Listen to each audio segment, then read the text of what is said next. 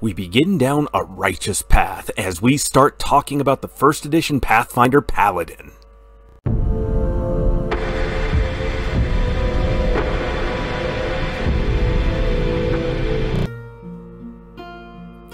Hello everyone, and welcome back down here to the Gamer's Den with me, your host, Jordan, your master of lore and storyteller extraordinaire. We are now beginning our path talking about the first edition Pathfinder Paladin class. Absolutely a lot of fun. It's a classic. There's a lot of reasons to play it. You want to be tanky, in the thick of the fight in melee, and have good support abilities and a little bit of spell casting to boot, then the Paladin is exactly what you want to go for. But before we get into all of that, if you're new here to the channel, go on down there, hit that subscribe button, and become a regular member here at the Gamer's Den. Or, if you've already gone on ahead and listed yourself on such an incredible roster of legendary heroes, then go on down, hit that like button, and share the video far and wide. But now, let's start talking about the Paladin and how you want to go about building it.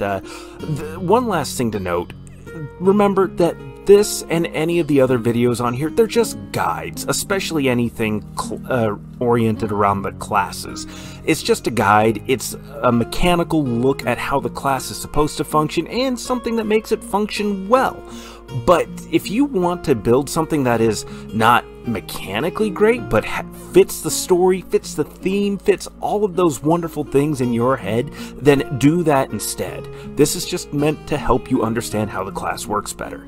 Okay, now we'll get into it. And to start things off, you need to pick out what race you want to go with, and as always, for any class, human is always going to be a solid pick. It's the baseline for everything.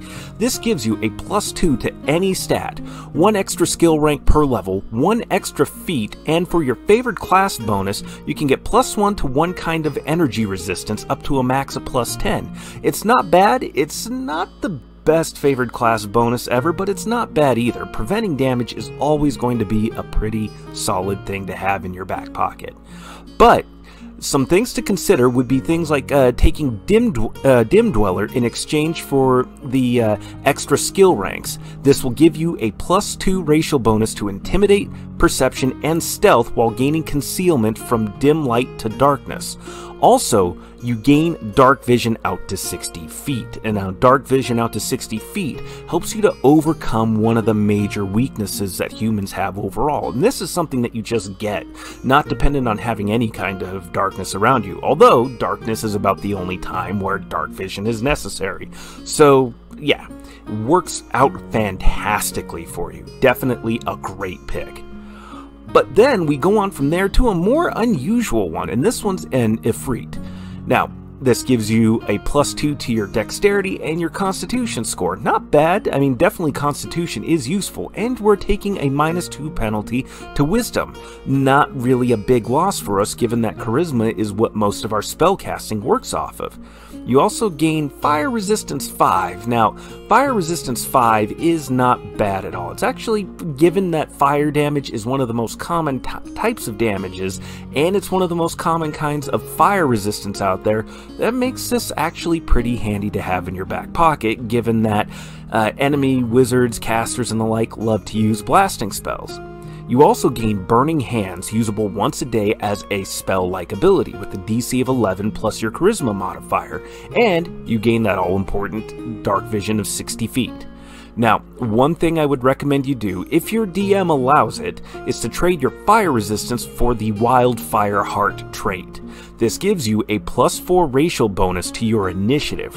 This stacks with the improved initiative feat. This also stacks with your dexterity score modifier. So this can really make you fast and mobile, at least as far as the initiative order goes, allowing you to react much more quickly than many people might anticipate.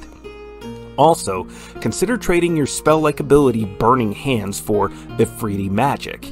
Once a day, you can use Enlarge or Reduce Person, and you can also use this against Ifrit as if they were humanoids.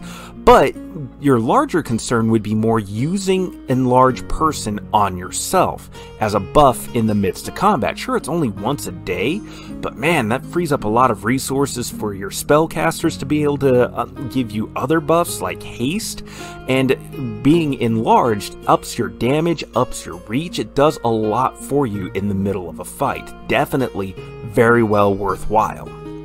And then the last pick as far as races go is the Asmar, Angelkin specifically. This will give you a +2 to your strength and charisma score, 2 scores we're going to be focusing on. You also gain a +2 racial bonus to heal and knowledge planes. You also gain acid, cold, and electricity resistance 5, and alter self as a spell-like ability. And then you also gain dark vision out to 60 feet. Now, the favored class bonus that you get for being an Asmar is you gain a +1 bonus every 6 levels, or every 6 times you select this anyways, to the morale bonus on saving throws the Paladin's aura offers. So this is great to have as well. This is a good way to begin boosting your allies and their ability to make their various saves. Your fighter becomes much less vulnerable to will saving throw effects. Your wizard becomes much more durable and sustainable against anything that affects their constitution saving throws. So great to have, definitely a good one. Now, if you're wondering why I didn't mention anything about that for the Ifrit, they don't get a favored class bonus. So definitely a bit of a hindrance there for them, but those other abilities, if you're able to swap them out and select them, if your DM allows that, that more than makes up for it though. But then we go on from the races to the different kinds of traits you want to take a look at, and we would be remiss to not start off with Magical Knack. Your caster level counts as 2 levels higher. This is important because as a paladin, you're going to be a couple of caster levels behind. You don't begin casting spells till about level 4, level 5, so this will help to boost your spell casting ability. You're still not going to be doing a lot to debuff your enemies or use any kind of damage dealing magics against them, but this is great for all the different buffing spells and effects that you're going to be making use of. This gets you much more mileage out of a single cast of a spell. The next one we would consider would be Omen, which gives you a +1 trait bonus on Intimidate, and the Intimidate skill becomes a class skill, and once a day you may attempt to demoralize as a swift action. Given that we're leaning into charisma, Intimidate works pretty well for us. Also, Intimidate is one of the few face skills you actually don't get as a paladin, so this helps to round that out just a little bit more, especially if you are going to be building to be the party's face, your negotiator. And then lastly, consider Deft Dodger, which gives you a +1 trait bonus to reflex saves. This is your only weak save, although your saves are still going to be on average better than most other people's, given that as a paladin you gain your charisma modifier as a bonus to each and every one of your saves. Even still though, might well be worth it to have this on board, although I would still recommend Magical Knack above all of the others here. Now, lastly, we are going to talk about the stats that you want to build your paladin towards. Now, this array that you see here, we focus on strength and charisma first, then constitution, then our intelligence. Dexterity, we're not worried about having up high enough to get a bonus, but we don't want to tank it too low either. The only one that we're really taking a penalty to is wisdom, and you know, having a low wisdom isn't always the greatest option, but the paladin still is going to want to have at least an extra skill point or two to help round out some of these skills that they do have and keep them useful in a variety of other areas, both on and off the battlefield. So wisdom is where we want to take our hit with this build. Now, this build does assume a 25-point buy for the stats.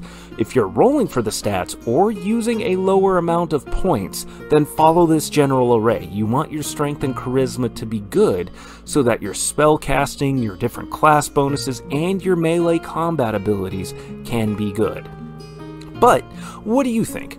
Go on down to the comments below and let me know your thoughts. Did you like today's video? Did you dislike it? Is there anything you agree or disagree with in particular with all of these selections?